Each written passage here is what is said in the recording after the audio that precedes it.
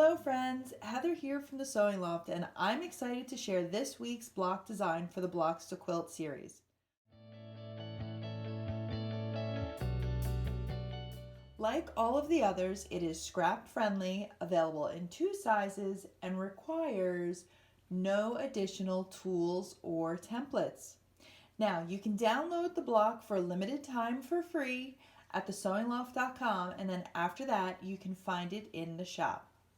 All right, since this block is simple to make, I thought it would be fun to share how to make the stem. This easy technique can also be used for my umbrella and falling leaves quilt blocks. Okay, let's dive into the tip. To make our corner unit, you're going to need to take your large And square. subcut it into 2 triangles. And then the best trick I can share with you for finding the center is folding it in half and giving it a quick finger press. I like to do it on both squares right away.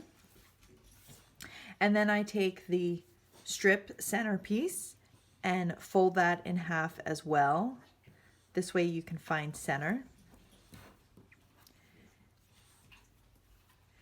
And then just line them together, matching your fold points, and stitch them in place.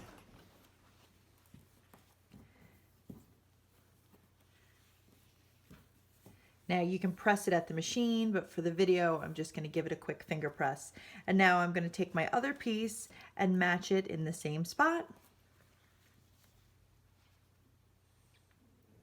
Another great way to show is that these points will line up perfectly, and then give it another pass at the machine.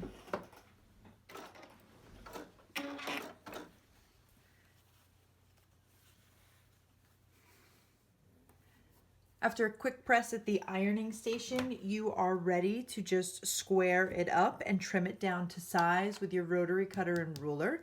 Follow the pattern depending on which size block you're making. You'll need to adjust that. Once you have your pieces cut, it's just a matter of assembling. For full pattern instructions and easy download, be sure to visit thesewingloft.com.